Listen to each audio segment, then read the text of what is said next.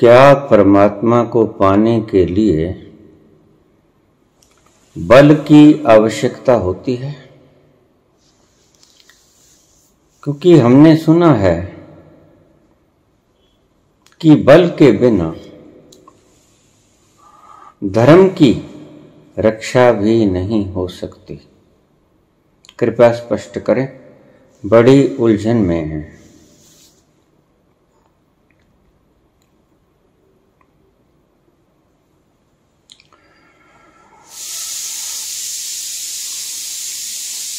धर्म को पाने के लिए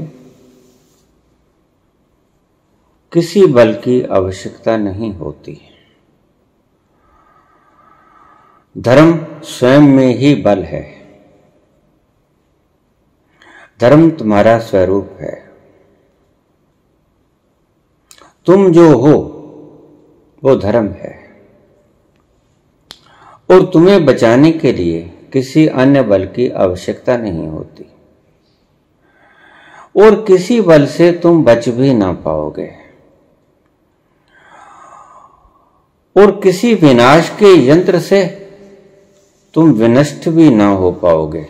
जो भी तुम्हें कहता है कि बल इकट्ठा करो, बल के बिना कुछ नहीं, वह सिर्फ एक मोटिवेशनल स्पीकर है, प्रेरणात्मक कहानियां सुनाने वाला उपदेशक। वह गहरे में नहीं जाता, उथला उथला रह जाता है। वो धर्म ही क्या, इसको बल की आवश्यकता पड़ गई। धर्म तो सर्वशक्तिमान, सर्वज्ञ और सर्वव्यापी है। जो कहते हैं धर्मो रक्षति रक्षित है, वह धर्म को रक्षा करने की बात नहीं कह रहे हैं। अगर वो ऐसा समझ रहे हैं तो गलतफहमी को त्याग दें। धर्म की रक्षा करने की कोई आवश्यकता ही नहीं होती, बल्कि धर्म तुम्हारी रक्षा करे तो करे, तुम्हें धर्म की रक्षा करने की कोई आवश्यकता नहीं। लेकिन बात बिगड़ती कहाँ है? जब तुम पार्टियों को, जब तुम संप्रदायों को धर्म मान लेते हो, धर्म समझ लेते हो, तो व्याख्या में फर्क तुम्हारे। धर्म की परिभाषा को बिगाड़ने की चेष्टा मत करो।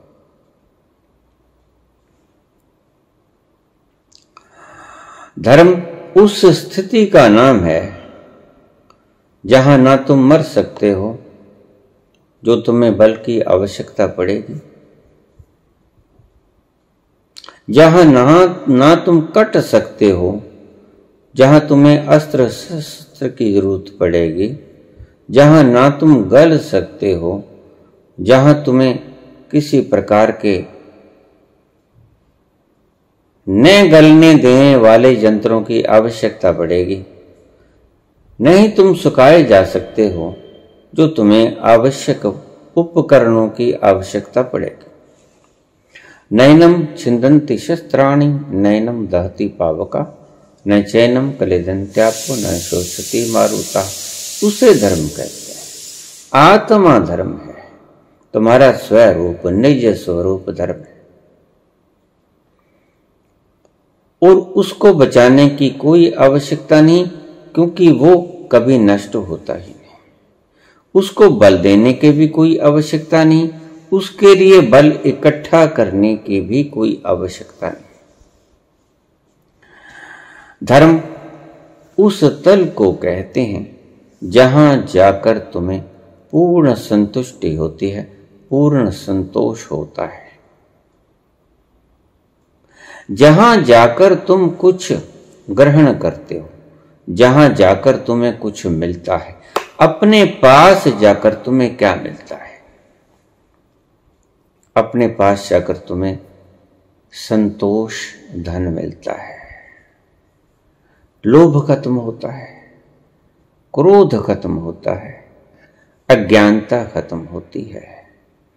और अज्ञानता खत्म होती है तो अज्ञानता के वश में आकर जो विकार तुम कहते हो ऊर्जा के, वो पैदा होता है। जैसे ही तुम धर्म में गए, तुम्हारी सारी आवश्यकताएं गर जाती हैं। धर्म की कोई आवश्यकता नहीं।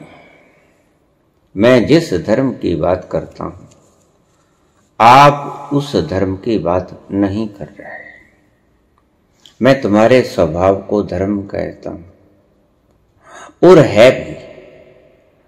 वो धर्म है जिसके लिए बल इकट्ठा करने की जरूरत नहीं होती, और जिसको रक्षा करने के लिए किसी प्रकार के बल की जरूरत नहीं होती, जो सबकी रक्षा करने में समर्थ है, बल युक्त है, जिसके बल से सारी धरतियां, यूनिवर्स, ब्रह्मांड, ग्रह, नक्षत्र, सभी गैलेक्सीज, सभी ब्लैक होल्स अपने अपनी दिशा पे क्षण भर की देरी करी, क्षण भर से पहले सभी अपनी अपनी निर्धारित कक्षाओं में भ्रमण कर रहे हैं, जिसके बल से, वो है धर्म। धर्म तुम्हारा स्वभाव।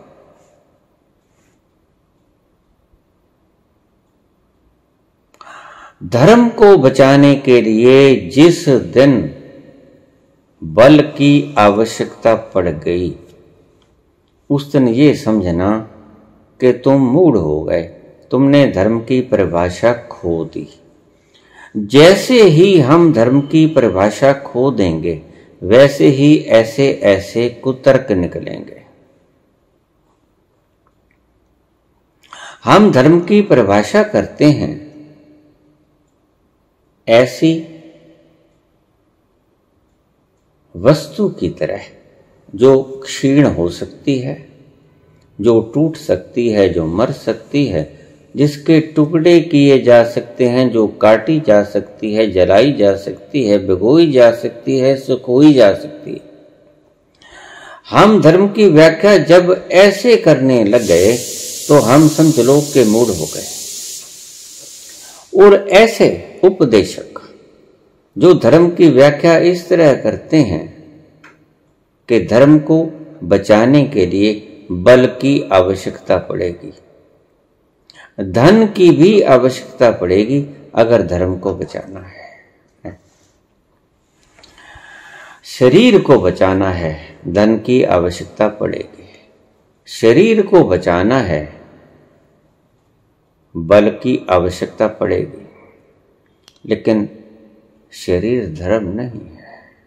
यही अज्ञान है कि तुम शरीर हो। शरीर धर्म नहीं है, शरीर के भीतर साक्षी धर्म है। शरीर को बचाने के लिए बल की आवश्यकता है, निश्चित। विश्वामित्र दशरथ के पास आए, क्योंकि जो व्यक्ति अपने भीतर जाएगा, ऐसा नहीं कि विश्वामित्र राक्षसों से अपनी रक्षा करने में समर्थ नहीं थे, परिपूर्ण रूप से समर्थ थे। अगर विश्वामित्र समर्थ नहीं होंगे तो और कौन समर्थ हो सकेगा? पूर्ण रूप से समर्थ थे। लेकिन उन्होंने धर्म का ज्ञान चखना था, धर्म के भीतर प्रवेश करना था। और ध्यान रखना, अब इस सूत्र को आप स्वर्ण अक्षरों में लिखकर अपने हृदय पर खुदवा लेना।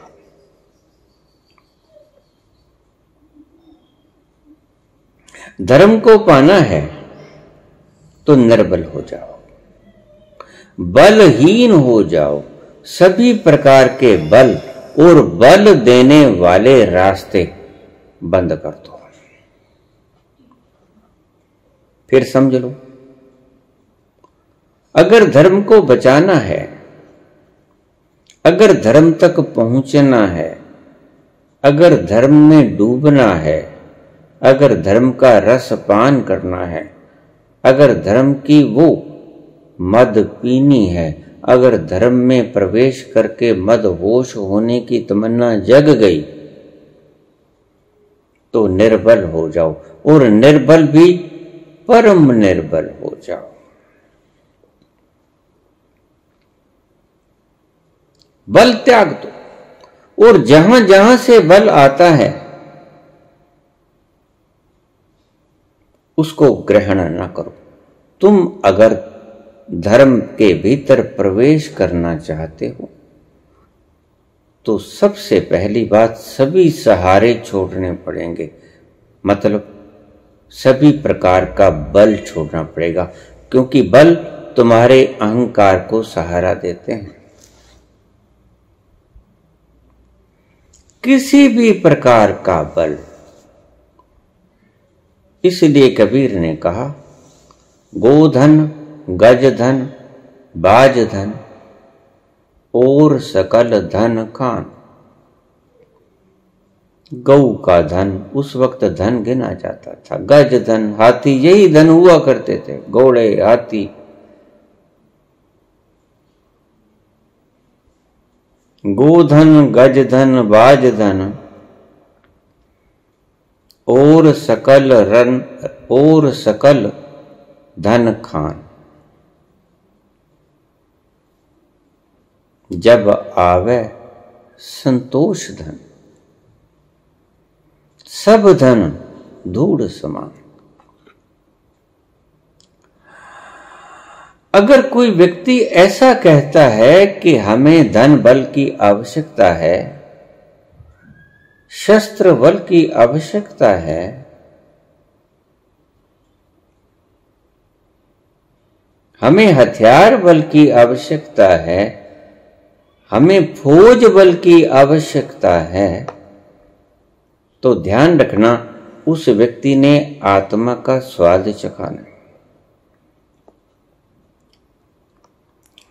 अगर स्वाद चख लेते ऐसा कहने वाले व्यक्ति, तो ऐसी मूढ़मतियों की बातें ना कहते। क्यों गए विश्वामित्र दशरथ के पास राम और लक्ष्मण को लेने के लिए? कारण समझ लीजिए, कारण है उसका। विश्वामित्र सारी विद्याएं जानते थे। जो व्यक्ति स्वर्ग का निर्माण कर सकता है, स्वर्ग का निर्माण, वह व्यक्ति कोई मामूली व्यक्ति नहीं होगा। उससे किसी प्रकार की कोई बल की घुंडी छुपी नहीं हुई, स्वर्ग का निर्माण कर दिया। किसी व्यक्ति को भेजा था स्वर्ग में, उसे वापस भेज दिया गया। इस चीज से क्रुद्ध होकर कहानी कहती है, विश्वामित्र ने स्वर्ग का निर्माण कर दिया, दूसरे स्वर्ग का निर्माण कर दिया। हाहाकार मच गया देवताओं में। इंद्र भागे।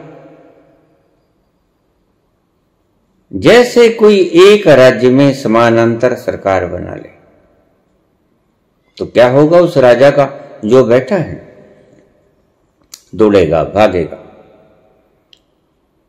तो जैसे ही विश्वामित्र ने अपने स्वर्ग का निर्माण किया, इंद्र के पांव थिरके, सिंहासन हिला। इसका अर्थ क्या है? विश्वामित्र स्वर्ग निर्माण करने की कला जानते हैं। स्वर्ग निर्माण कैसे कर सकते हो आप? अपने स्वयं में पहुंचकर, अपने स्वभाव में पहुंचकर, वो जो जिसे तुम धर्म कहते हो, वो तुम्हारा स्वभाव है, तुम ही हो।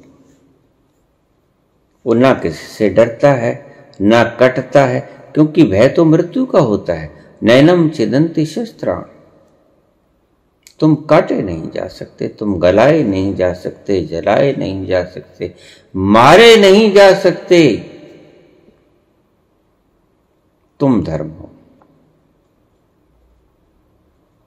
और जिस धर्म की रक्षा के लिए बल की आवश्यकता होती है, वो लोग समझ लें कि वो धर्म को शरीर तक ही सीमित कर रहे हैं।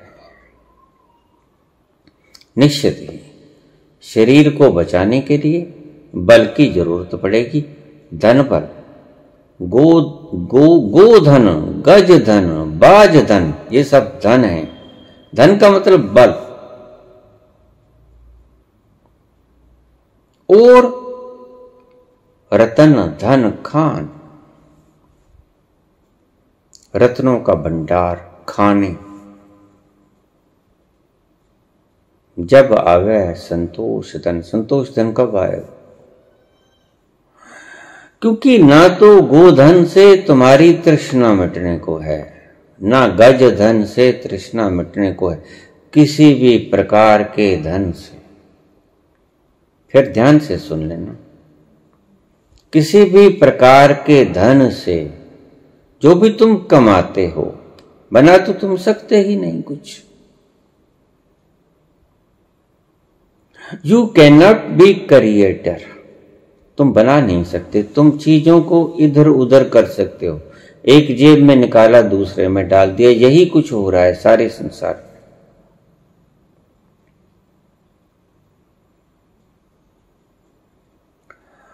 तुम धन पैदा करते हो, और जो धन पैदा करते हो उसे तुम बल कहते हो। वो चाहे गोधन हो, गज धन हो, बाज धन और रतन धन खान, किसी भी तरह का हथियार हो, राफेल हो, युद्धपोत हो, आणविक हथियार हो, हाइड्रोजन बम हो, या किसी भी तरह के विध्वंसक आपके शस्त्र, किसी भी प्रकार के आपके, जिसे आप बल कहते हो, वो आपके लिए बल है, अगर आप अपने आप को शरीर मानते हैं। जिसने अपने आप को ओमनीपोटेंट की तरह जाना, सर्वशक्तिमान की तरह जाना, सर्वव्यापक की तरह जाना, शब्द में जो वर्त रहा हूं उसको ध्यान से सुन लेना। सर्वव्यापक की तरह माना नहीं, जाना। सर्वशक्तिमान की तरह माना नहीं, जाना। सर्वज्ञ की तरह माना नहीं, जाना। उसे किसी प्रकार के बल की आवश्यकता नहीं होती, और उसको बचाने के लिए आप कोई बल इकट्ठा करने की चेष्टा भी मत करना, क्योंकि वो स्वयं से सक्षम है। उसके ऊपर आपके किसी अस्त्र शस्त्र, लोभ, काम, क्रोध, किसी का भी प्रभाव नहीं पड़ता। वो इन चीजों से पार है। वो मृत्यु भय से पार है। उसे धर्म कहते हैं। तुम्हारा स्वभाव धर्म है, इसलिए तुम्हारा स्वभाव अडोल रहता है, हर वक्त अकंप रहता है।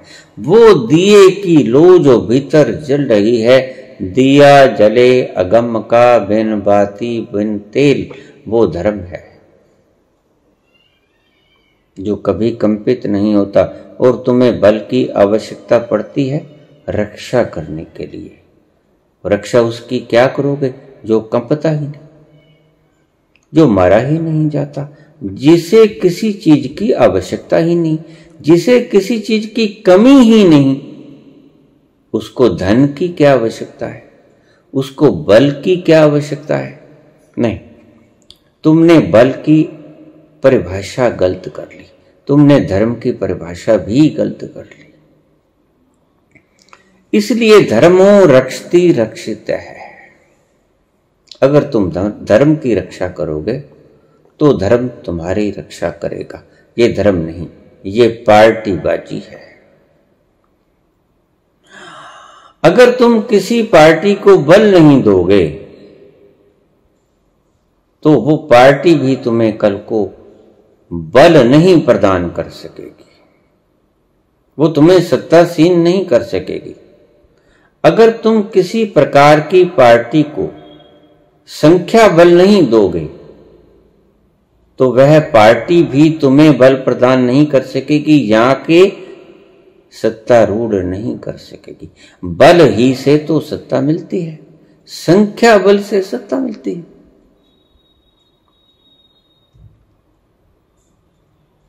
जिसकी संख्या ज्यादा, जिसके पास संख्या बल ज्यादा, वो सत्तासीन हो जाता है।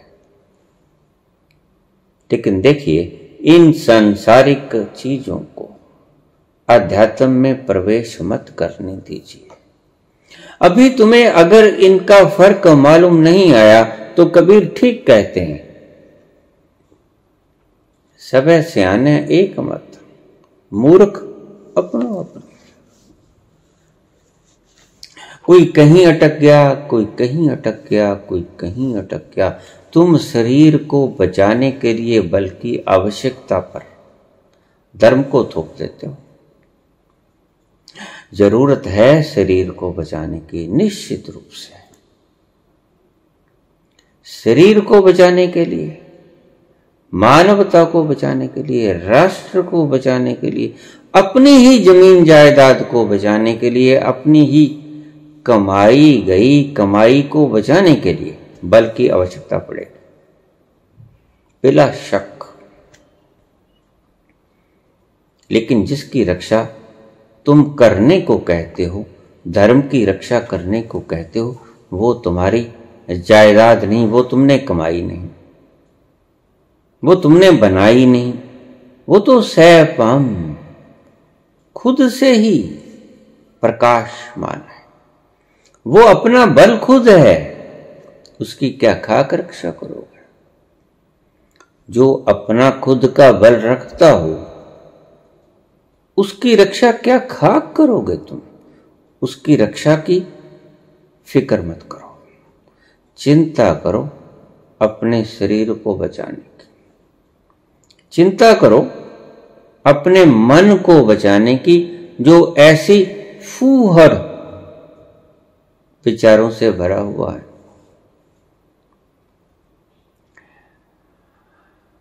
जिसको अनुभव नहीं हुआ वो ऐसे शब्द ही बोलेगा कि धर्म को बचाओ। धर्म को बचाने के लिए संख्या बल इकट्ठी करो, धन बल इकट्ठी करो, शस्त्र बल इकट्ठा करो, बारूद इकट्ठा करो, एटम बम बनाओ। क्यों? पड़ोसी ने बना लिया है।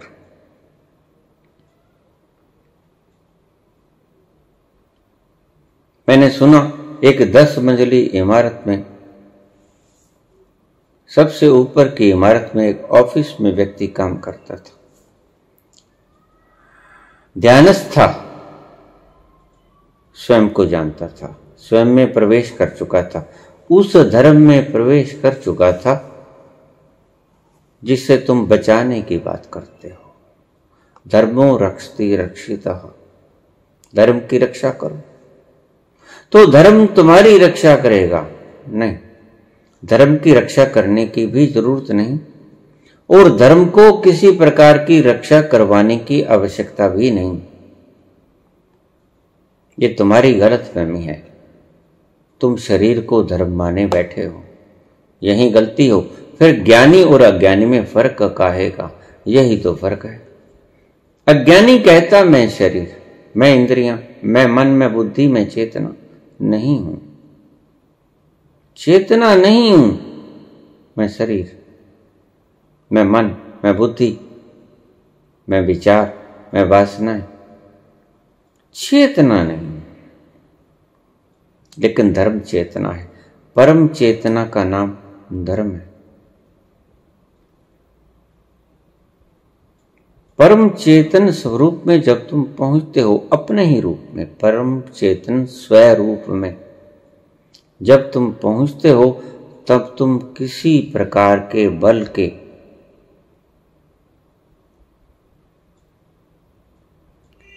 आवश्यकता से हीन हो जाते हो। तुम्हें किसी प्रकार के बल की आवश्यकता नहीं रहती। क्यों? क्योंकि तुम सर्वशक्तिमान हो जाते हो, सभी बलों के स्वामी, जो सब कहीं मौजूद है। सारा बल उसका, उसको बचाने की क्या आवश्यकता है? तुम किसी और धर्म को बचाने की बात कर रहे हो, निश्चित, क्योंकि ये वो धर्म नहीं है जिसको कृष्ण कहते हैं।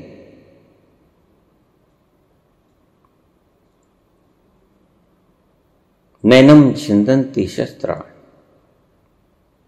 तुम वो बल हो जिसको कृष्ण कहते हैं सर्वधर्मान् परित्यज्य। धर्म और धर्म की एक ही व्यक्ति ने दो परिभाषाएं कर दी। एक जगह कहता है कि तुम ऐसे तत्व हो जो काटे नहीं जा सकते, मर नहीं सकते। नैनम छिन्दन्ति शस्त्राणि। एक जगह कहते हैं सर्वधर्मान् परित्यज्य, और फिर तीसरी जगह कहते हैं यदा यदा ही धर्मस्य ग्लानिर्भवति भारत। ये दो जगहों के ऊपर जो धर्म की बात कही उन्होंने, वो धर्म नहीं है जो धर्म नैनम छिन्दन्ति शस्त्राणि के बीच में बोल के गए। लेकिन क्या करें, शब्दों की अपनी सीमा है। शब्द अल्प हैं और अल्प शब्द बहुत सी बातों में प्रयोग हो जाते हैं। कई बार विरोधी बातों में भी एक ही शब्द का प्रयोग करना पड़ता है।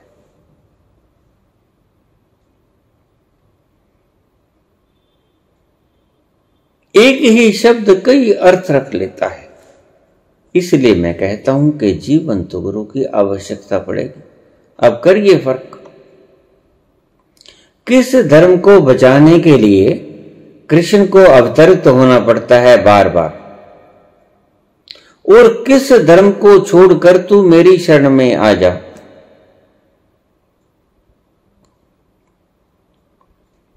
जिस धर्म को बचाने के लिए वो अवतार लेते हैं, अर्जुन को उसी धर्म को छोड़कर अपनी शरण में आने के लिए कहते हैं। अब कीजिए इसकी व्याख्या क्या करोगे? लीजिए अब इसकी व्याख्या का शुरुआत करते हैं हम। सर्वधर्मान् परित्यज्य मामेकं शरणं व्रज। सभी धर्मों का परित्याग कर दे, छोड़ दे। और एक जगह कहते हैं कि इन धर्मों को बचाने के लिए, धर्म की रक्षा के लिए,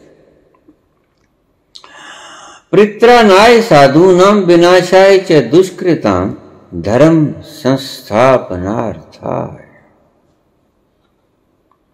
धर्म की स्थापना करने हेतु संभवामि युगे युगे, युग युग में मैं प्रकट होता हूं उस धर्म की स्थापना करने के लिए। और एक जगह कहते हैं सर्वधर्मान् परित्यज्य मामेकं शरणं व्रज। सभी धर्मों को छोड़कर, शब्द एक ही वर्ता धर्म, एक ही प्रयोग किया, लेकिन यहां सर्व साथ लग गया। वहां आपको अर्थ समझा जाएगा। वहां सर्व धर्म को बचाने के लिए वो नहीं आते हैं, समझ लेना बात को। उन्होंने ये नहीं कहा यदा यदा ही सर्वधर्म, ये नहीं कहा यदा यदा ही धर्मस्य ग्लानिर्भवति भारत, यदा यदा ही सर्वधर्मस्य ग्लानिर्भवति भारत, ये शब्द नहीं कहा उन्होंने। छोड़ने के लिए कहा है सर्वधर्माण परित्यज्य मामेकम शरणं व्रज। अब इसका फर्क ठीक से समझ लेना। सर्वधर्माण शब्द उन्होंने प्रयोग किया सभी संप्रदायों के लिए जो धर्म की मुखौटा चढ़ा के अपने आप को धर्म का नाम दे रहे हैं। मुखौटा है इसलिए सर्व शब्द प्रयोग करना पड़ा, क्योंकि धर्म तो एक है, अनेक धर्म नहीं होंगे। सर्व शब्द का प्रयोग वो सिर्फ संप्रदायों के लिए ही कर पाएंगे कृष्ण, इसलिए सर्व शब्द का प्रयोग करना पड़ा उन्हें पार्टियों के लिए।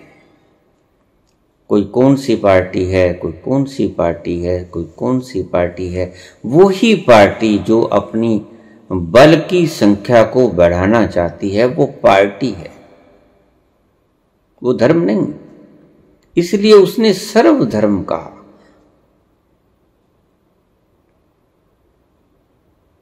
सर्वधर्माण परित्यज्य मामेकम शरणं व्रज। छोड़ दे इन सब धर्मों को, मेरी शरण में आ जा। और फिर धर्म का जो उपदेश देते हैं, यदा यदा ही धर्मस्य ग्लानिर्भवति भारत, उन्होंने यहां सर्व शब्द का प्रयोग नहीं किया, सर्वधर्मस्य ग्लानिर्भवति भारत नहीं कहा। तो उन सभी पार्टियों की रक्षा नहीं करने आते हैं।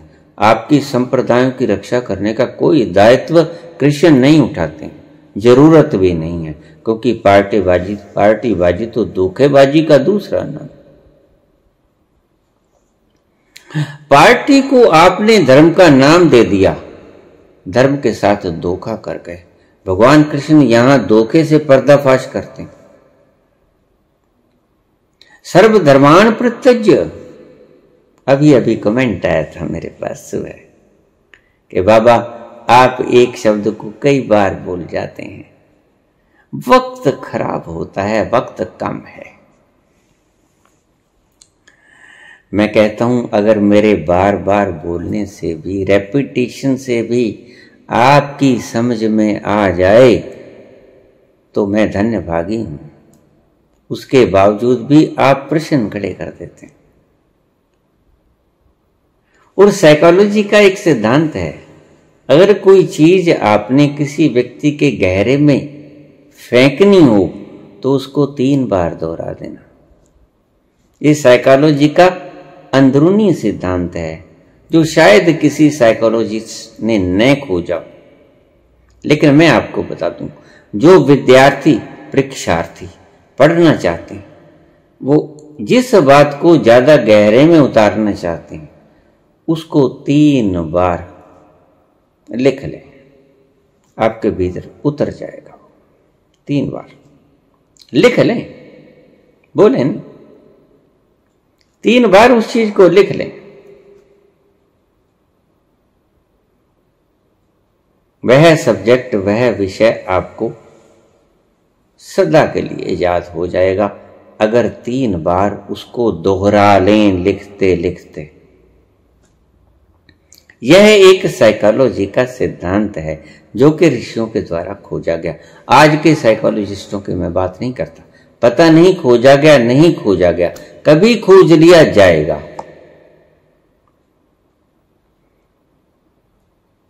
अगर इतने बार बोलने का भी आप पर असर पड़ जाए तो मैं धन्यवाद, इसलिए बार बार बोलता हूं।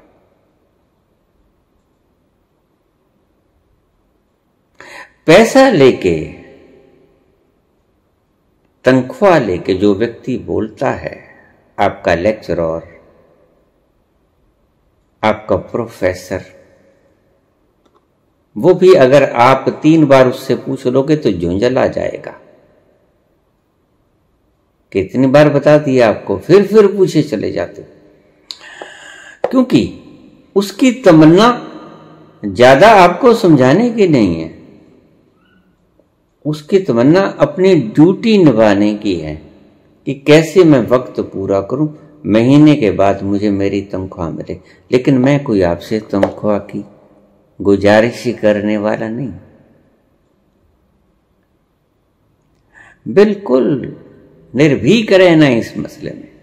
मैं आपको समझाने के मंतव्य से 3 बार क्या 3000 बार भी बोलना पड़े तो मैं बोलूंगा, बोल रहा हूं। सर्वधर्मान् परित्यज्य मामेकं शरणं व्रज।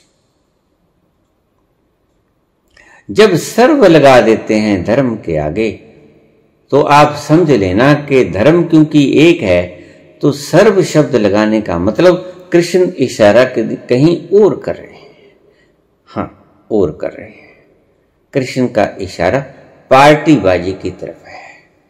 ये जो धर्म के बराबरी में आपने संप्रदाय कई प्रकार के खड़े कर लिए, इन सब को छोड़ दें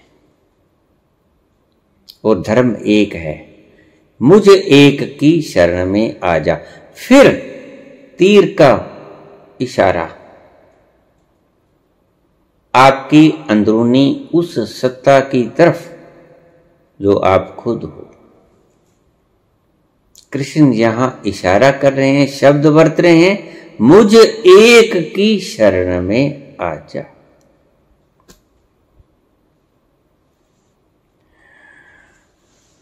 एक, आपका एक रूप जो सर्वव्यापी है, सभी का एक रूप जो सर्वव्यापी है। सभी बूंदों का एक रूप क्या है? सागर। अगर सभी बूंदों से पूछा जाए कि आपका एक रूप क्या है तो वो कहेंगे सागर हमारा सबका एक रूप है। और बूंद हमारे सभी के अलग अलग रूप हैं। सागर हम सभी का एक रूप है। सर्वधर्मान् परित्यज्य मामेकं शरणं व्रज।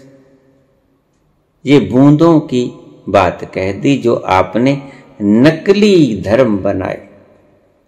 ये हिंदू धर्म, ये मुस्लिम, ये पारसी, ये ईसाई, ये इस्लाम, ये फलाना, ये फलाना, न जाने कितने धर्म आपने खड़े कर लिए। लेकिन इन धर्मों को छोड़कर हे अर्जुन, मुझ एक की शरण में आ जा। मैं वो जो एक ओशन के रूप में विद्यमान हूं, सब कहीं, हर कहीं, ओमनी प्रेजेंट, सर्वव्यापक, उसकी शरण में आ जा। और आपका ओमनी प्रेजेंट भी वो ही है।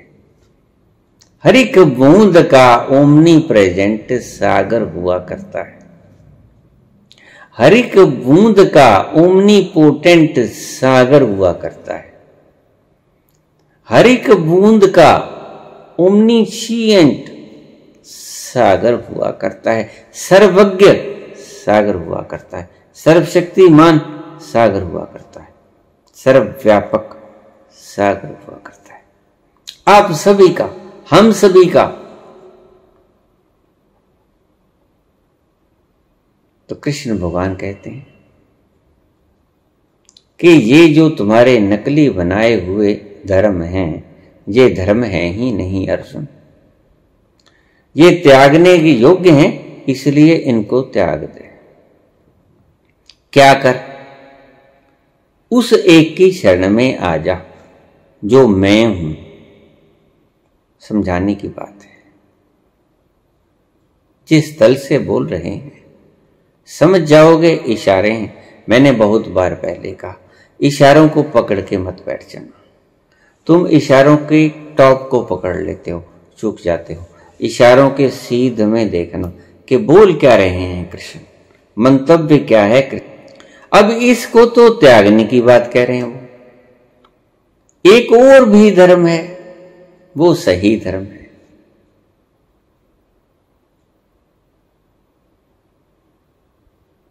परित्राणाय साधूनां विनाशाय च दुष्कृतां धर्म संस्थापनार्थाय। इसको छोड़ने की बात नहीं कहती, इसकी तो संस्थापना को वो खुद ही निर्धारित करते हैं। इसकी स्थापना की फाउंडेशन तो वो खुद ही रखते हैं। और जिस धर्म की स्थापना भगवान कृष्ण खुद करेंगे, उसी को छोड़ने की बात अर्जुन से कहेंगे? नहीं, निश्चित रूप से शब्द एक है, धर्म, अर्थ दोनों के बिल्कुल भिन्न हैं। यहां आप ठीक से समझ गए होंगे। विश्वामित्र आए, दशरथ से कहने लगे, मुझे आपके 2 पुत्र दे दीजिए, मैंने यज्ञ करना है। राक्षस लोग बाधा बनते हैं। सिंबल्स में बात कही गई है, समझोगे इशारों में बात है। विश्वामित्र जैसा बल युक्त व्यक्ति भी जब धर्म के पास जाएगा तो निर्बल होकर जाना पड़ेगा। और फिर उसके शरीर की रक्षा कौन करेगा? कोई सबल। फिर समझना, मैं कहता हूं निर्बल हो जाओ, बलहीन हो जाओ, आश्रयहीन हो जाओ, अवलंबन रहित हो जाओ, कोई सहारा ना बचे, सभी सहारे त्याग दो, सभी सहारे छोड़ दो, निरावलंब हो जाओ, निरावलंब हो जाओ। तो जैसे ही तुम निरावलंब हो गए तो बलहीन हो गए ना। यही तो अवलंबन ही तो तुम्हारा बल था। वो अवलंबन चाहे किसी भी चीज का था, गोधन, गजधन, बाजधन, रतन धन, कोई भी धन, वो तुम्हारा सहारा था। और भी जितने प्रकार के, और रतन धन खान सभी प्रकार के, उनको छोड़ दो। उनसे तृप्ति नहीं मिलती। जब आवे संतोष धन, जैसे ही तुम इन सब को त्याग दोगे,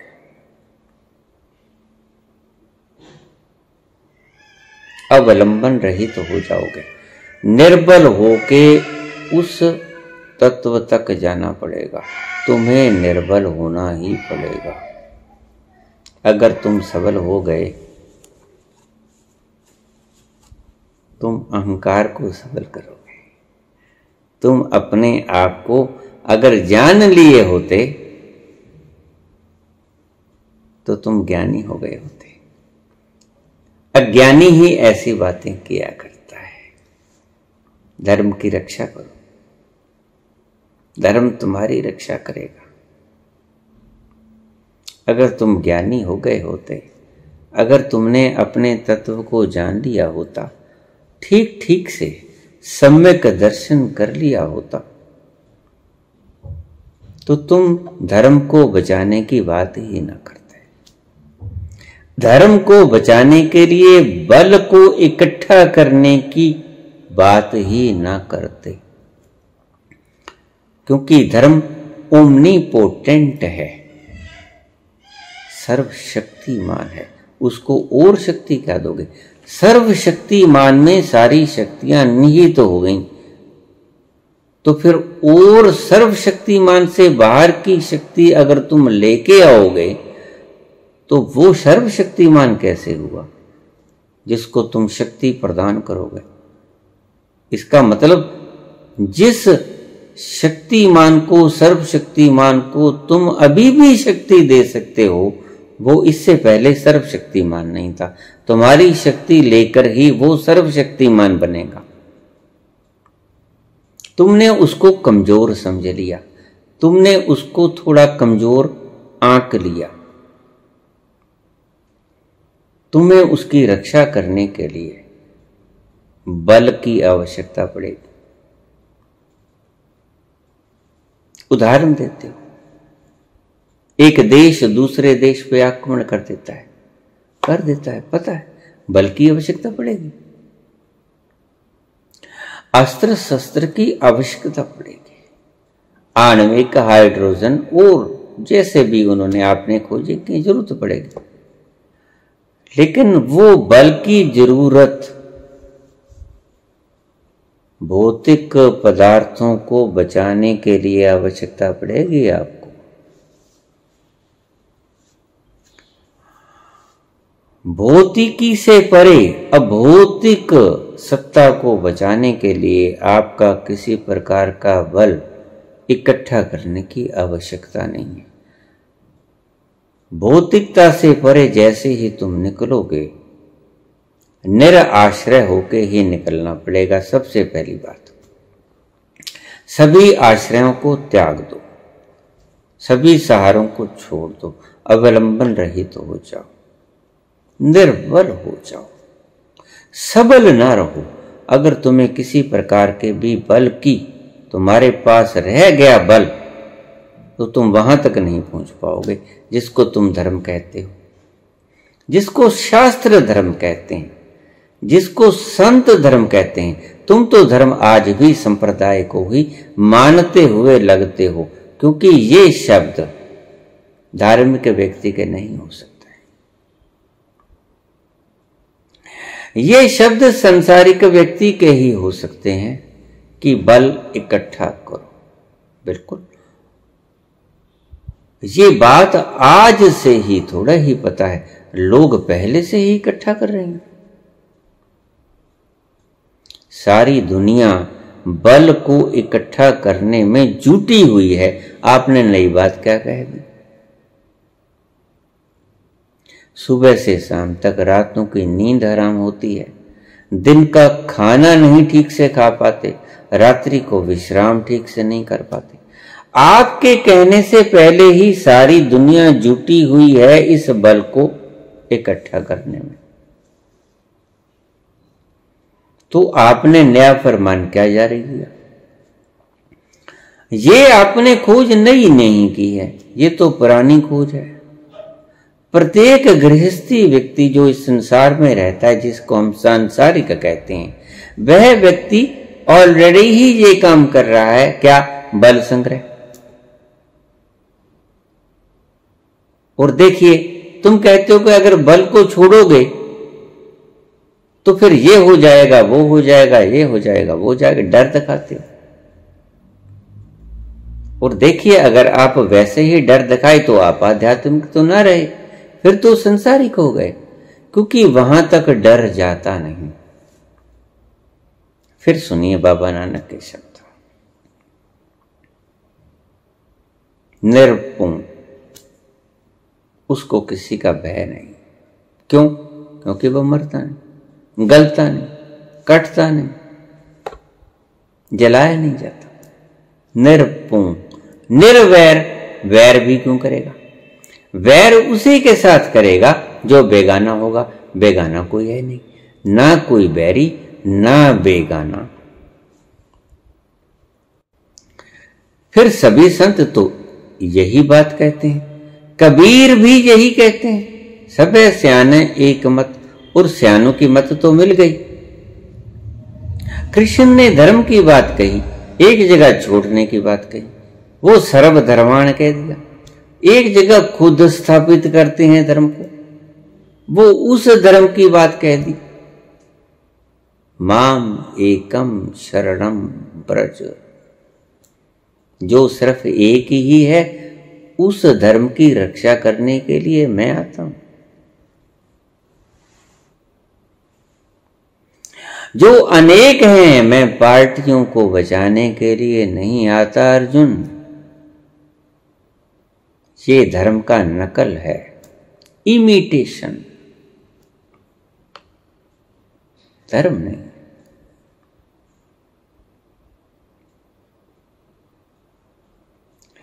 धार्मिक पार्टियों को बचाने के लिए मैं नहीं आता हूं, क्योंकि धार्मिक पार्टियां तो अनेक हैं। मैं उस एक की शरण में जिसको आने के लिए कहता हूं तुम्हें, उसको बचाने के लिए, उसकी स्थापना करने के लिए पुनः पुनः प्रकट होता।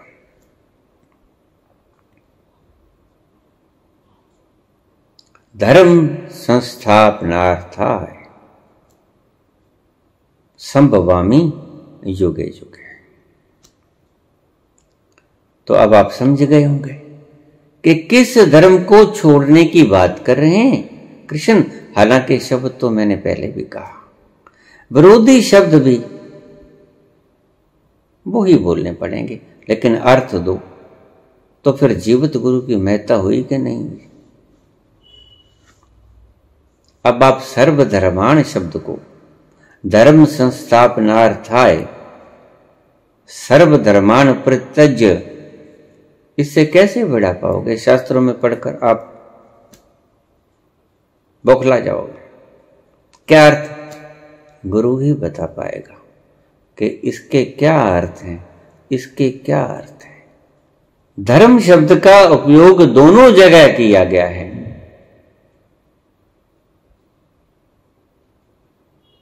एक ही शब्द का मतलब दोनों जगह बिल्कुल उलट है। एक को तो छोड़ने की बात कहते हैं, एक की स्थापना की बात कहते हैं। खुद आते हैं, युग युग में आते हैं,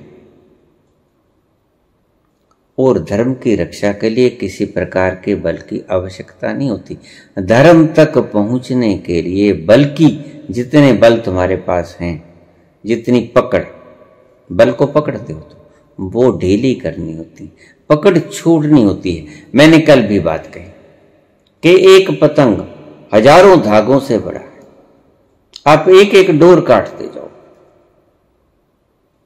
अगर पतंग ने मुक्त होना है तो उन सभी सहारों को छोड़ना होगा, काटना होगा, जिन सहारों के जरिए वो बंधा हुआ है। वो डोरें आसमान में उड़ रहा है, आपने हजारों डोरें लगा दी उसके साथ, वो आपकी मूढ़ताएं। एक एक मूढ़ता को आपको काटना पड़ेगा। अगर एक भी मूढ़ता बाकी रह गई तो पतंग अवलंबन रहित नहीं रहा, अवलंबन सहित हो गया। आखिरी डोर काटोगे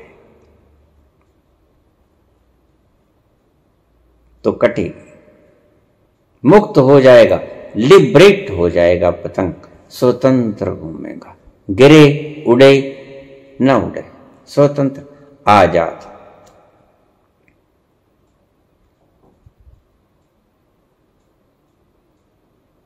बल की आवश्यकता नहीं है। देखिए, अगर आप बल इकट्ठा करने की बात करोगे, ये तो हमें पता ही है, ये क्या नई बात सिखाने लगे? सारा संसार बल सदा से इकट्ठा करता रहा। आदि अनादि युगों युगों से आदमी बल को इकट्ठा करता रहा है।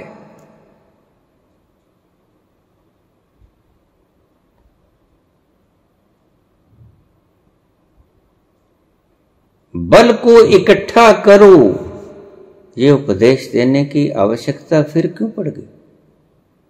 कर ही रहे हो, किसको समझा रहे हो? जो ऑलरेडी बल को इकट्ठा कर रहे हैं उनको और समझा रहे हो, और इसको मोटिवेशनल स्पीच दे रहे हो कि इकट्ठा करो करो। अगर किसी मुल्क ने आणविक हथियार बना लिए और इकट्ठे कर लिए, ये बिल्कुल ठीक है, लेकिन ये मसला तो आध्यात्म से अलग आ गया। फिर आध्यात्मिक गुरु कहलाने का कष्ट न करें। आध्यात्मिकता की बात ही नहीं है। आध्यात्मिक की बात बिल्कुल उल्टी है, उल्टे बांस बरेली को।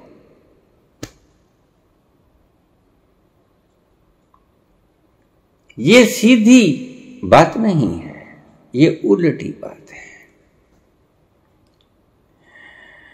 एक अजूबा हमने देखा, जल में रहकर मीन है प्यासी। ये अजूबा है, ये हो नहीं सकता, लेकिन कबीर कहते हैं कि हमने देखा। एक अजूबा हमने देखा, जल में रह के मीन है प्यासी। जल में रह के मीन प्यासी कैसे हो सकती? जल से बाहर आके तड़प सकती है जल के बिना। लेकिन ये अजूबा हमने देखा, ये उलट बांसी है। वो धर्म को संसार की तराजू से तोलने का मत कोशिश करना। कोई पैमाना संसार का धर्म को तोल ना पाएगा। जुदा जुदा रास्ते हैं, जुदा जुदा ही नहीं विपरीत रास्ते हैं।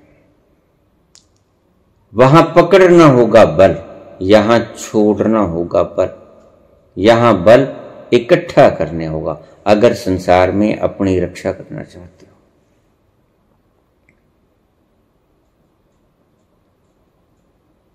तो क्या हुआ? विश्वामित्र कहने लगे, मुझे आवश्यकता है, मैं ध्यान में जाऊंगा तो निश्चित ही बलहीन होकर जाऊंगा। मैं सारा बल त्याग दूंगा, अस्त्र शस्त्र सब त्याग दूंगा।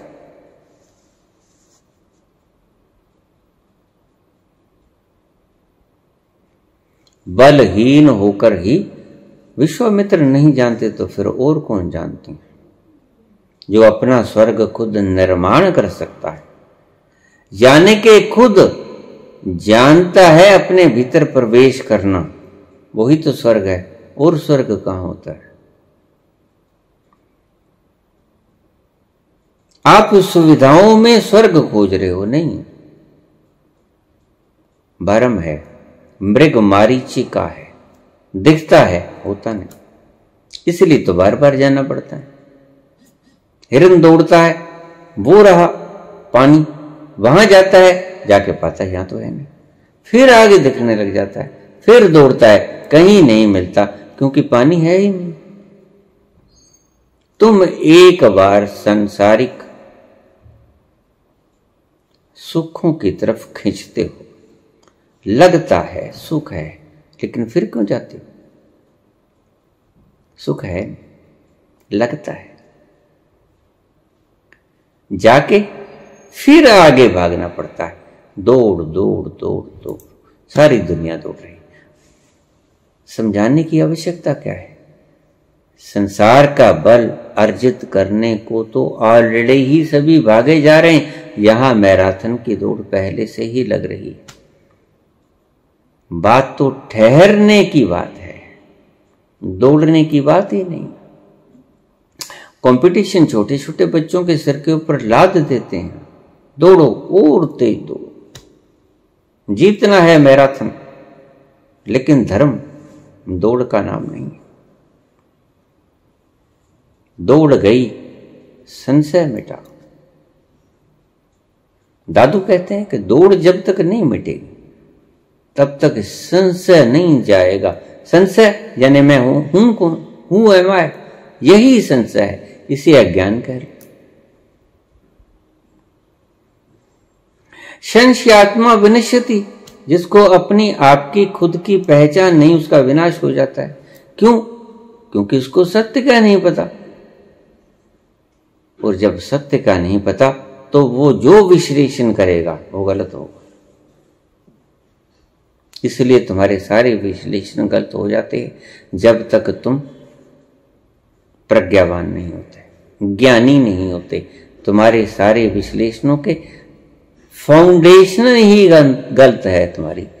तुम अज्ञानता को बेस बनाकर ही फैसले ले रहे हो। ज्ञानी का फैसला तुम्हारे से भिन्न होगा। अज्ञानी और ज्ञानी के फैसले कभी नहीं मिलते। बल इकट्ठा करो, ये कोई नई बात नहीं है, सदा से ही। सिकंदर क्या कर रहा था?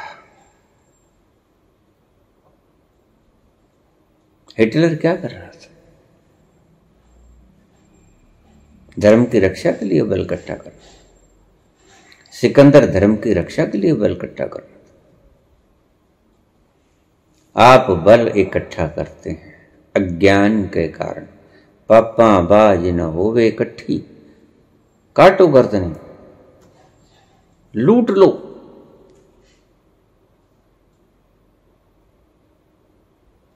मोया संग न जावे। पता है जाती नहीं, लेकिन इकट्ठा कर लो जितना हो सके।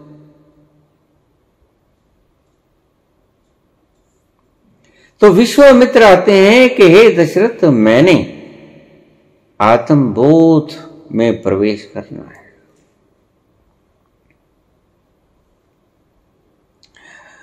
निर्बल हुए बिना मैं वहां जा ना सकूंगा, मैं पाषाणवत हो जाऊंगा। मेरे शरीर का रुआ रुआ शांत हो जाएगा। दौड़ गई संशय मिटा, मैं दौड़हीन हो जाऊंगा। तो इस शरीर की रक्षा के लिए मुझे बल की आवश्यकता है। वहां जरूरत पड़ी बल की। अपने दोनों बलशाली पुत्रों को मेरे साथ भेज दीजिए। यज्ञ क्या कर रहे थे? ये कोई हवन यज्ञ थोड़े कर रहे थे।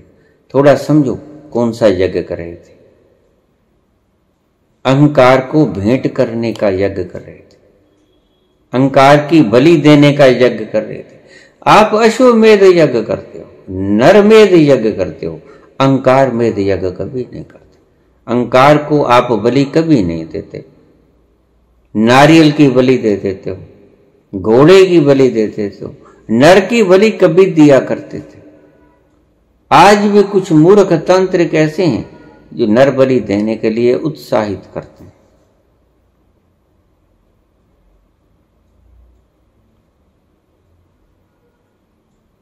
लेकिन बलि देनी है तो अपने अज्ञान की बलि दो,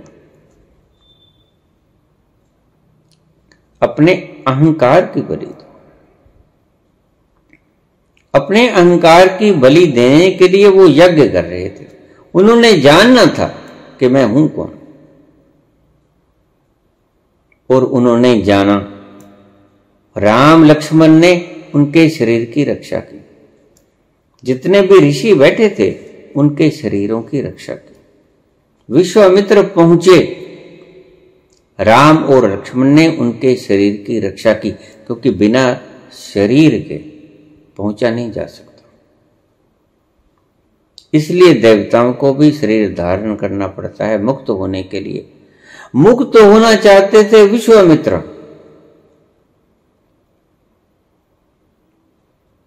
बलहीन हुए बिना अपने भीतर जाकर देख नहीं सकते कि मैं हूं कौन। दौड़े दौड़े कोई व्यक्ति नहीं देख सकता, कोई भी एनलाइटेंड नहीं हो सकता कभी भी। ठहरना पड़ेगा एनलाइटेंड होने के लिए।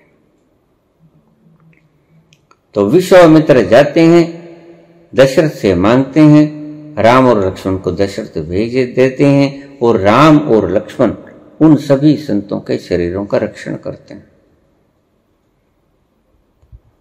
जो व्यक्ति उन्हें भीतर जाने से रोकते थे, उन दुष्टों का संहार करते हैं। लेकिन उनको पता भी नहीं चलने देते हैं। वो शांत बैठे रहते हैं।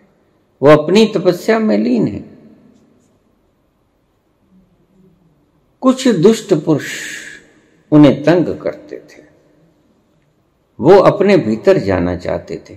भीतर जाने के लिए निर्बल होना पड़ता है, निरावलंब होना पड़ता है। और जैसे वो निरावलंब हो जाएंगे तो राक्षस आकर उन्हें क्षति करेंगे, मार काट सकते हैं। शरीर को तो मार काट सकते हैं। तो जैसे ही मैं जान लूं कि मैं कौन हूं, उसके बाद मुझको कोई फिक्र नहीं। और उन्होंने जान लिया। तो फिर कहते हैं कि विश्वामित्र स्वर्ग को बनाने के योग्य हो गए, अपना स्वर्ग पैदा करने के योग्य हो गए। हर एक व्यक्ति, हर एक सिद्ध, हर एक बुद्ध अपना स्वर्ग का निर्माता बनाने का खुद ही योग्यता रखता है। अपो दीपो भव, अपना दीपक खुद बना, अपनी रोशनी पैदा कर लेता है प्रत्येक बुद्ध।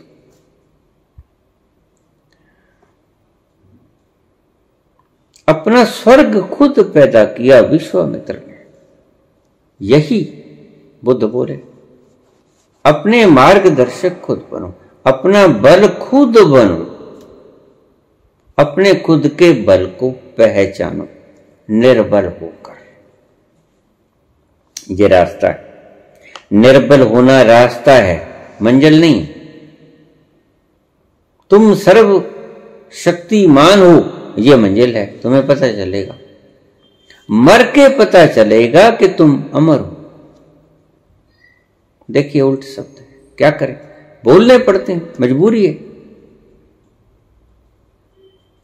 निरावलंब होके पता चलेगा कि तुम्हें कोई अवलंबन की जरूरत नहीं, तुम्हारे अवलंबन के कारण तो इतना ब्रह्मांड खड़ा है बिना किसी तार के। ये सूरज दमक रहा है करोड़ों डिग्री सेल्सियस, तुम तो उसके पास नहीं फटक सकते।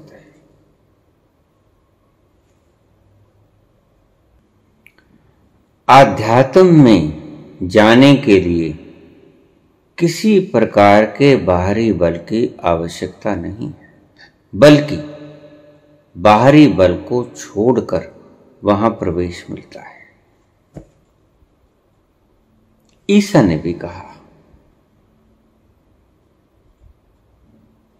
Only they will enter in my God's kingdom who will be innocent just like a child। बच्चे के समान मासूम होंगे, लेकिन बच्चे में एक और भी गुण होता है, क्या? वो बलहीन भी होता है। तो मैं थोड़ा सा और जोड़ दूं कि मासूम भी बच्चों जैसा हो, इनोसेंट, और बलहीन भी बच्चों जैसा हो जाओ। तुम्हारा मल मूत्र भी तुम्हारी माता साफ करे, बल भी नहीं, बल भी छोड़ दो, अपना सारा बल छोड़ दो। मैं आपको उदाहरण दे रहा हूं, जस्ट लाइक ए चाइल्ड। मैं कह रहा हूं लाइक, आपको ये नहीं कह रहा कि बच्चे बन जाओ, नहीं, बच्चे के समान बन जाओ। कोई बल ना रहे, क्योंकि जितना बल होगा उतना अहंकार होगा। बलहीन हो जाओ, अवलंबन रहित हो जाओ। बच्चे का खुद का सहारा कुछ नहीं होता, कौन होता है सहारा उसका? खुद तो उठ भी नहीं सकता, करवट भी नहीं बदल सकता। वो ही व्यक्ति परमात्मा के, मेरे परमात्मा के राज्य में प्रवेश करेंगे जो बच्चों की तरह निर्दोष होंगे, मासूम होंगे और बलहीन होंगे। ये शब्द मैंने जोड़ दिया।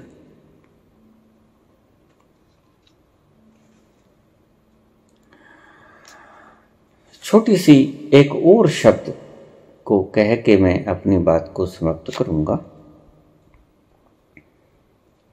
कल मैंने एक प्रवचन किया, उसमें मैंने कहा कि पापी पहुंच ही जाएगा,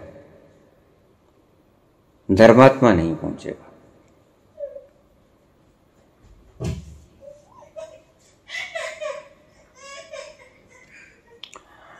क्या कहते हैं अष्टावक्र? अष्टावक्र कहते हैं, ज्ञान रहित व्यक्ति का आनंद फल से, फल की इच्छा से जुड़ा रहता है। एक एक शब्द को ध्यान से समझ लेना। ज्ञान रहित व्यक्ति में, ज्ञान रहित व्यक्ति में, नॉन एनलाइटेंड पर्सन, ज्ञान रहित व्यक्ति में जितने भी आचरण हैं, अब समझिए इसको। वो सच बोलता है, चोरी नहीं करता, ब्रह्मचर्य का पालन करता है, हिंसा नहीं करता,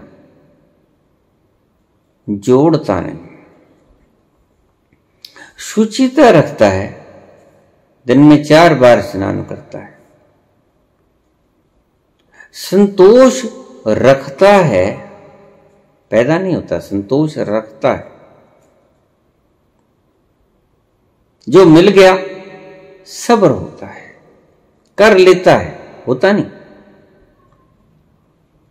सोच संतोष तप भी करता है, स्वाध्याय भी करता है, ईश्वर प्राणाधान भी करता है, सभी चीजें वो करता है। सच बोलो, पवित्र रहो,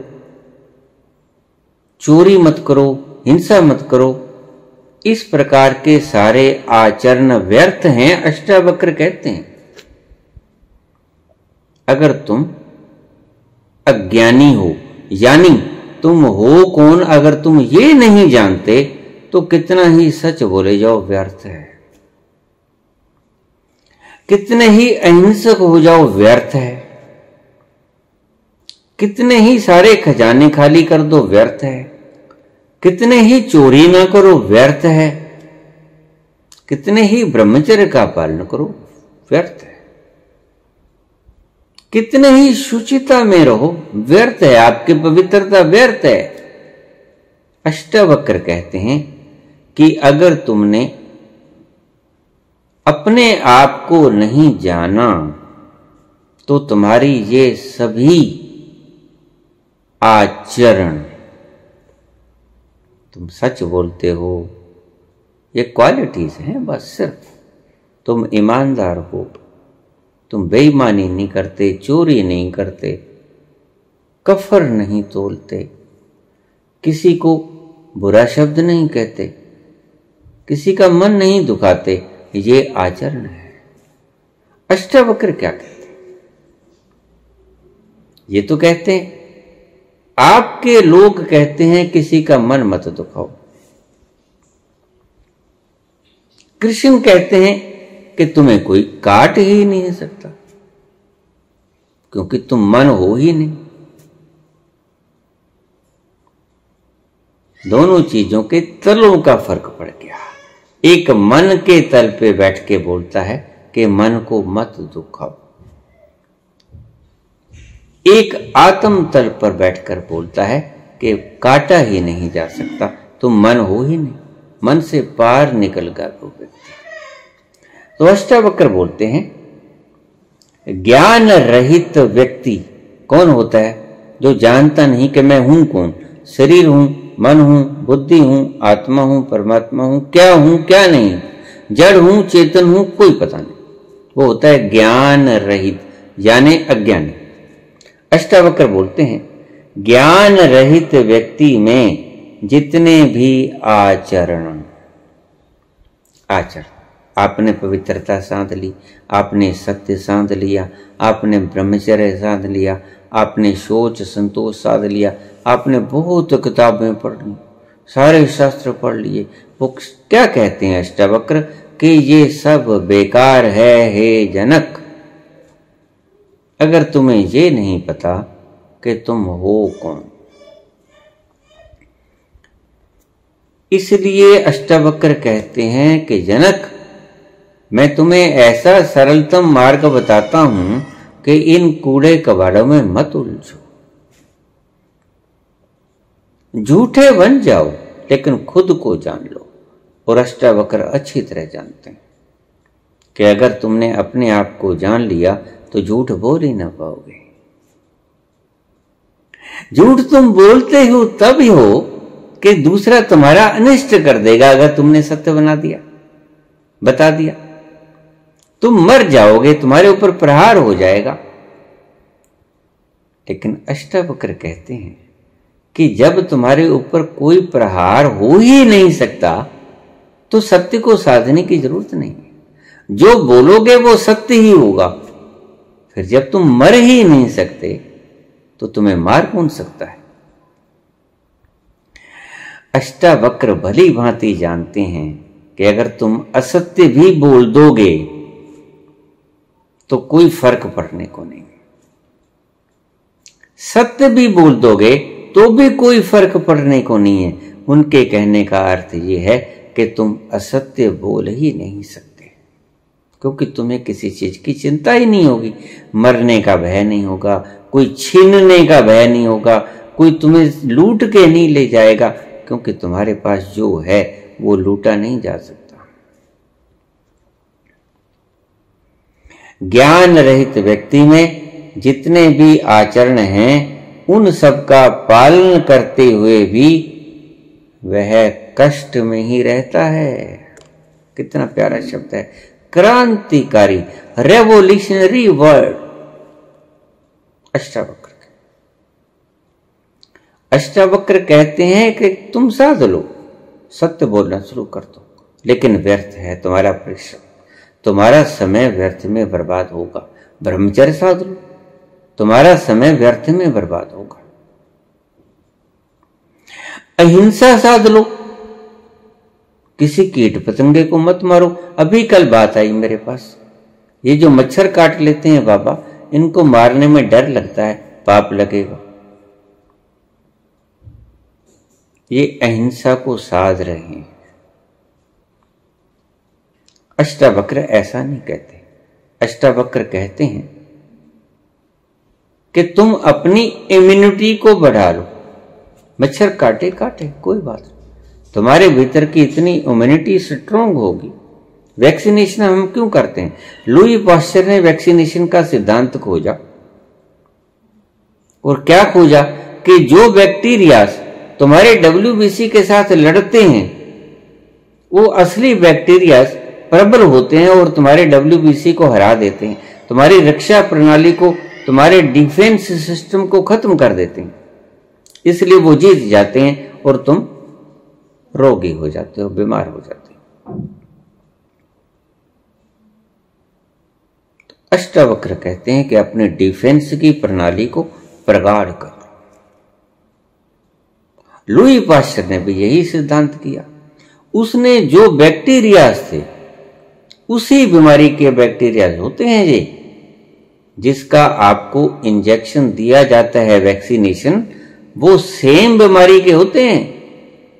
अगर आपको इन्फ्लुएंजा का दिया गया है, पोलियो का दिया गया है, तो सेम बीमारी का है वो, लेकिन वो किसी केमिकल प्रक्रिया के द्वारा इतने ज्यादा निर्बल कर दिए गए कि हमारे WBC ने उनको साथ, हमारी रक्षा प्रणाली ने उनको मार गिराया, और वो उनकी शक्लों को पहचानते हैं।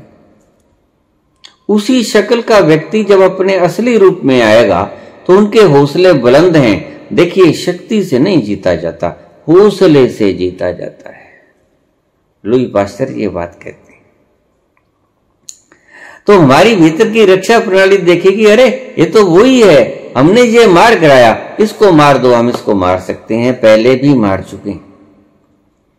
तो रक्षा प्रणाली का हौसला इतना बुलंद हो जाता है कि वो असली कीटाणुओं को भी मार देता है। यही है सारी प्रणाली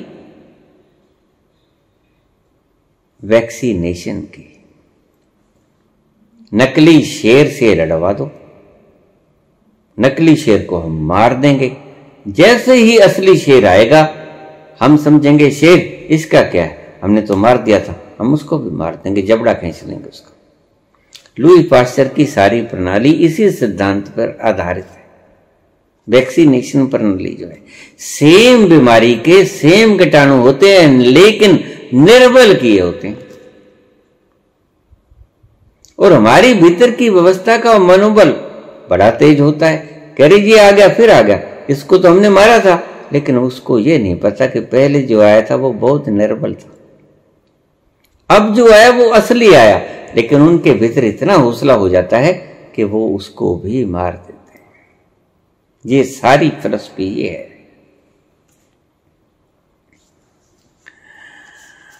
तो ये कहते हैं अष्टावक्र, ज्ञान रहित व्यक्ति आचरणों को सिद्ध करके भी सत्य, अहिंसा, अस्तेय, ब्रह्मचर्य, अपरिग्रह, शौच, संतोष, तप, स्वाध्याय, ईश्वर प्रणीत, सभी प्रकार के ये आचरणों को सिद्ध करके भी हे जनक, अज्ञानी व्यक्ति दुखी ही बना रहता है। कितना क्रांतिकारी शब्द है। इसलिए मैंने कहा कि अगर ज्ञान है तो चोर भी पहुंच जाएगा, गणिका भी पहुंच जाएगी, सदना भी पहुंच जाएगा, अणिका भी पहुंच जाएगी। और अगर तुम अज्ञानी हो तो फिर तुम्हारे कहते कहलाते महात्मा, जिनको तुम क्या क्या रूप दिए हो, वो भी ना पहुंच पाएंगे। वो कहता है तू ज्ञानी हो जा। अष्टावक्र कहते हैं तू अज्ञानी होके इन चीजों को साध मत, बेकार समय बर्बाद करना है, कोई आवश्यकता नहीं। इन पौड़ियों की आवश्यकता नहीं, इन स्टेयर्स की there is no need of the stairs. तू सीधा छलांग ले ले, कुछ नहीं होगा। तू मरेगा नहीं, तू मर सकता ही नहीं। तू छलांग ले ले, जंप। तू स्टेयर्स पे मत आ, इन आचरणों को मत साध, क्योंकि अगर तू इन आचरणों को साधने में लग गया और ज्ञान तुझे नहीं हुआ तो याद रख, तू अब जैसा दुखी वैसा इन सभी शुद्ध आचरणों को धार कर साध कर भी तू दुखी ही रहेगा। इतना फर्क पड़ जाएगा कि सत्यवादी दुखी राजा हरिश्चंद्र, सत्यवादी दुखी राजा युधिष्ठिर, बस इतना। सत्यवादी शब्द लग जाएगा, भीतर से दुखी ही होगा। और हत्यारा सदना सुखी, गणिका अणिका वैश्या सुखी। क्या हुआ, क्या फर्क हुआ? बड़े उल्ट मापदंड हो गए। ये तो बड़े कठोर मापदंड हो गए। ये तो पासा ही पलटा गया। नहीं नहीं, कोई पासा नहीं पलटा गया, ये बिल्कुल सत्य है। ये अष्टावक्र कहते हैं ज्ञान रहित व्यक्ति में जितने भी शुद्ध आचरण व्यवहार हैं उन सब का पालन करते हुए वह ज्ञानहीन व्यक्ति श्रेष्ठ आचरण को साधे हुए भी दुखी ही रहता है। कितना ही सत्य बोले जाओ दुखी रहोगे, कितना ही ब्रह्मचर्य साधे जाओ दुखी रहोगे, कितना ही अहिंसा साधे जाओ दुखी रहोगे। बड़ा क्रांतिकारी वचन है। आगे क्या कहते हैं? लेकिन ज्ञानी, ये तो अज्ञानी की बात कह दी। अज्ञानी व्यक्ति कुछ भी साध ले दुखी ही रहेगा, लेकिन ज्ञानी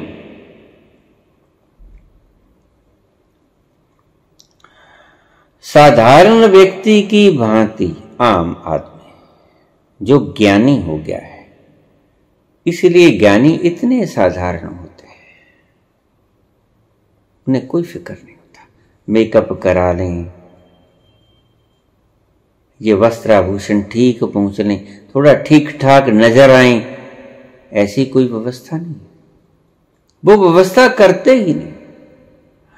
ऊट पटांग माहौल आसपास है, उनके भीतर शांत है।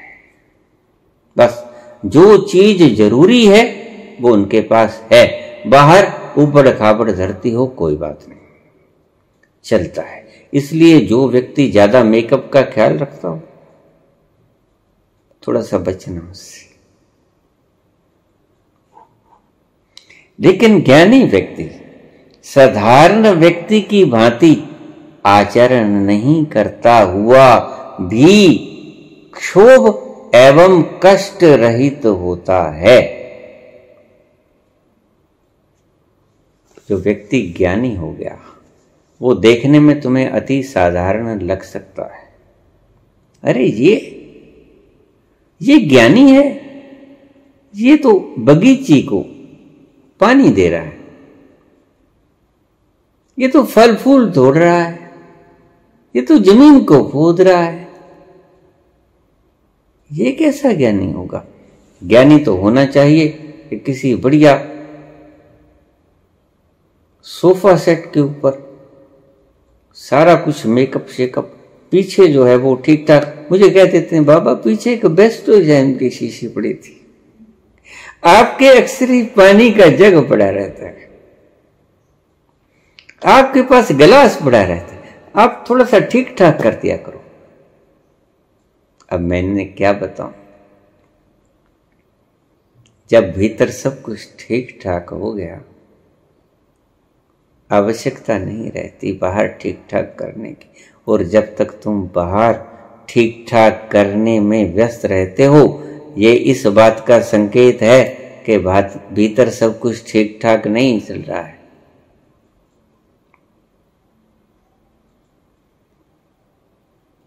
अगर भीतर सब कुछ ठीक ठाक चलता होता,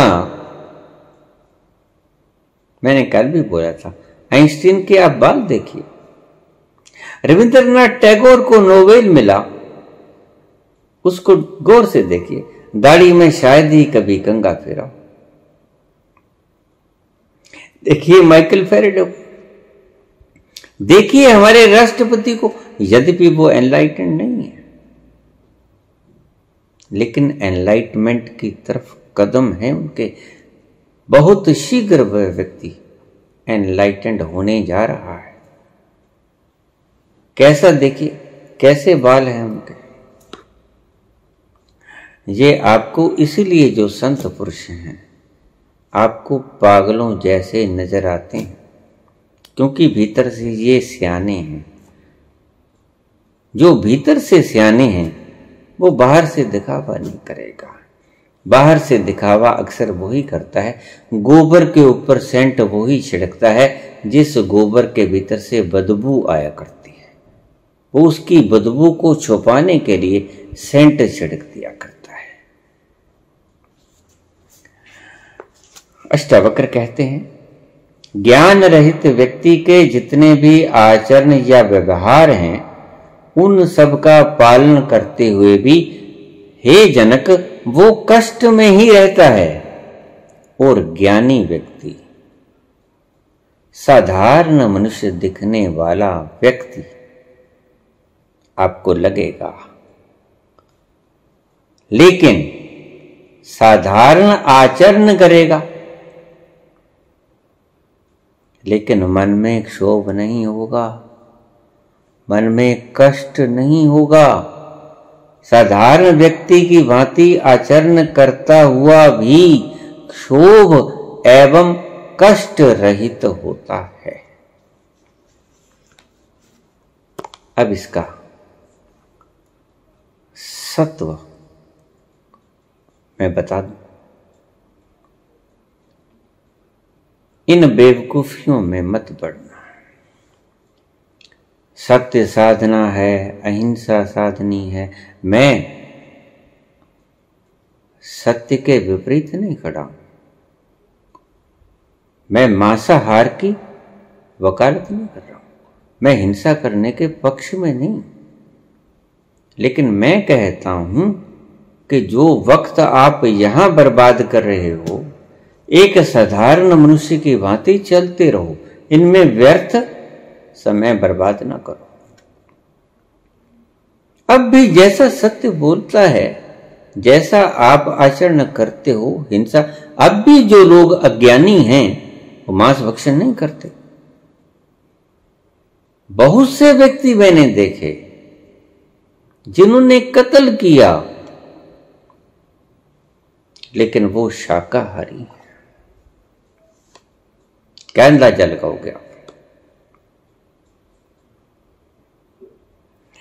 ठगी मारी, लेकिन शाकाहारी। अहिंसात्मक है, चोर हैं, डाकू हैं, लुटेरे हैं, लेकिन अहिंसात्मक हैं। लेकिन उन्होंने जान लिया, जिन्होंने वो साधारण मनुष्य की भांति ही व्यवहार करेगा। अष्टावक्र का कुल मतलब इतना ही है कि इन चीजों को साधने में व्यस्त आप मत रहना, समय की बर्बादी मत करना। ये उल्टे सीधे हो लिए। देखिए, स्वस्थ रहने के लिए आसन कीजिए, प्राणायाम कीजिए, लेकिन उतना ही जितना स्वस्थ रहने के लिए। जीने के लिए खाइए, लेकिन उतना ही स्वल्पाहार। यथा योग्य आहार विहार ये कीजिए, भगवान कृष्ण ने कहा है। लेकिन इनको आप उद्देश्य ना मान लीजिए, इनको आप लक्ष्य ना मान लीजिए। खाना तुम्हारा लक्ष्य है, इतना मत खाइए, स्वल्प आहार कीजिए। सो इन सारे सुंदर सुंदर दिखने वाले आचरणों में, साधने में समय व्यर्थ मत कीजिएगा। जैसे चल रहे हो वैसे ही चलना, बस इन सब के रहते हुए आप अपने भीतर उतरना और देखना कि तुम हो कौन। फिर जो भी कुछ तुम करोगे वो शुभ ही होगा, अशुभ तुम कुछ कर ही नहीं पाओगे। धन्यवाद।